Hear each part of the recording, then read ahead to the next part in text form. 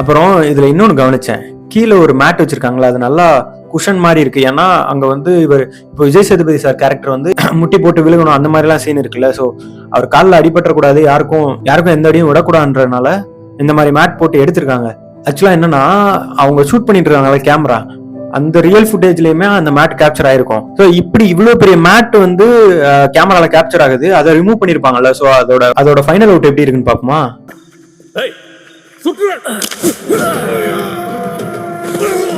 நீங்க பாத்தீங்களா, விஜய் சேதுபதி சார் காலை பாருங்க, இந்த கால் ஃபுல்லா மண்ணுக்குள்ள போன மாதிரி இருக்கு. அவரோட முட்டியுமே வந்து தரைய சரியா தொடல. சோ இங்க ஒரு பெரிய மேட் இருந்திருக்கு, அந்த மேட்டையும் ரிமூவ் பண்ணிருக்காங்க. அப்புறம் இவங்களுக்கு ஷேடோவும் ஆட் பண்ணிருக்காங்க.